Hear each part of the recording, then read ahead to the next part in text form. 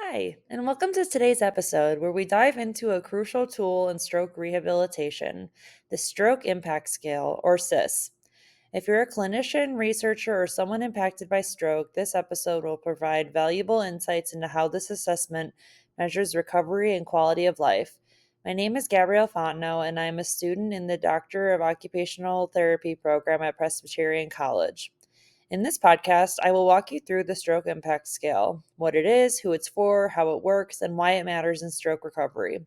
By the end of this episode, you'll understand the purpose of the SIS, how it is administered and scored, and why it is a reliable and valuable tool for evaluating stroke recovery. Let's get started.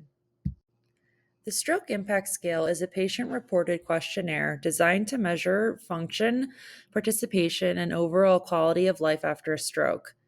Unlike many assessments that focus solely on physical recovery, the SIS takes a comprehensive approach, evaluating aspects such as cognition, emotions, and social participation.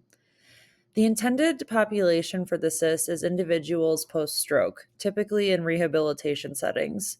It helps healthcare professionals track changes in a patient's condition over time and develop personalized treatment plans. So, the method of use for the SIS is that it is a patient reported questionnaire assessing multiple domains. You usually administer it through structured interview or self report. The tools or supplies needed for this is a questionnaire and obviously like a writing utensil of some sort. The way that scoring happens is that there are 59 items across 8 domains that are scored, the 8 domains being strength, memory and thinking, emotions, communication, mobility, hand function, activities of daily living, and instrumental activities of daily living, and then participation and role function. So each domain is going to be scored 0 to 100. Higher scores are going to mean better function. Each domain is scored individually with, like I just said, higher scores indicating less difficulty or impairment. After completing the assessment, these scores can be added together or reviewed per section to get a broader picture of the patient's current functioning and recovery. Now I'm going to show you an example of me administering the stroke impact scale to a patient post-stroke. All right, so I'm going to be administering the stroke impact scale with my patient Kenny here. All right, so the purpose of this questionnaire is to evaluate how stroke has impacted your health and life. We want to know from your own point of view how stroke has affected you. So I'm going to ask you questions about impairments and disabilities caused by your stroke, as well as how stroke has affected your quality of life. And then finally, I'm going to ask you to rate how much you think you've recovered from your stroke. All right. So the first section are going to be questions about the physical problems which may have occurred as a result from your stroke. So 5 is going to be that you have a lot of strength, and then 1 is going to be no strength at all, is the scale. In the past week, how would you rate the strength of your arm that was most affected by your stroke?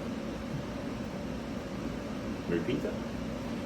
How would you rate the strength of your arm that was most affected by your stroke? Some strength. Okay. How would you rate the strength of the grip of your hand that was most affected by your stroke? A low. What about the leg that was most affected by your stroke? Good. Quite a bit. The interview is going to continue with me asking the patient different questions under each domain to establish a score as to how much impairment he's experiencing in each domain. One of the best things about the stroke impact scale is its strong psychometric properties. Research has shown that the SIS has a high reliability and validity rate, making it an evidence based tool for stroke rehabilitation. The SIS has been validated in multiple studies showing consistent and reproducible results in tracking stroke recovery. The SIS is also sensitive to change, meaning it can effectively track improvements or declines in function over time. The good thing about the SIS is that it is free and available for non commercial use online, making it accessible to clinicians and researchers worldwide. So now I'm going to get into my specific patient's scores. This is the opening to the stroke impact scale, just stating its purpose and um, a little like blurb for you to give to your patient. All right. So for the first section, which is physical problems, you can see that Kenny had some pretty moderate impairments from his stroke, saying that he only had some strength in the arm that was affected, and then that his grip strength was pretty affected by the stroke as well. And then the second section is going to cover memory and thinking. As you can see for that section, having no difficulty is going to be the higher score, and then having a lot of difficulty is going to be the lower score, which is going to translate through every section. The third section is going to cover his mood and ability to control emotions and stuff like that. As you can see, he is experiencing some pretty moderate impairments in that. The fourth section is communication and ability to understand like what you're reading and hearing in a conversation as well. In this one, he's experiencing some deficits in saying the name, like identifying people, and then replying to questions verbally, and verbal communication. And then in the next section, which is going to look at ADLs and IADLs, he's going to experience the most impairments in clipping toenails and doing some heavy household chores.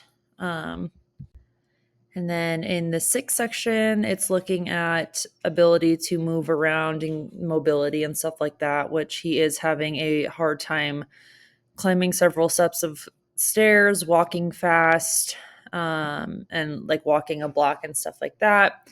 And then the seventh section is going to follow the ability to move the hand, which he is experiencing pretty severe impairments in. And then finally, the eighth section is going to look at like occupations and also meaningful things that he likes to do, which is also experiencing impairments. So, to summarize, my client demonstrated varying levels of difficulty across the different domains. His physical strength, particularly in the right side affected by the stroke, showed moderate impairment, while emotional and communication areas appeared less impacted. These results suggest a need for continued intervention focused on mobility and fine motor function, especially related to hand use and participation in daily activities. At this point, you may be asking yourself, why should clinicians use the SIS? Well, the SIS is one of the few assessments that captures the full impact of a stroke, not just physical limitations, but also cognition, emotions, and social participation. It helps guides therapy goals by identifying areas where the patient is struggling the most. It provides a more patient centered approach, ensuring that recovery plans align with the individual's actual needs and priorities. However, it is important to know that the SIS is not a diagnostic tool. It is used for monitoring progress rather than determining the presence of stroke related impairments. That brings us to the end of today's episode. I hope this deep dive into the stroke impact scale has been informative. If you're a clinician, I encourage you to consider integrating the SIS into your practice to track recovery more holistically. Thanks for listening, and I'll catch you in the next episode.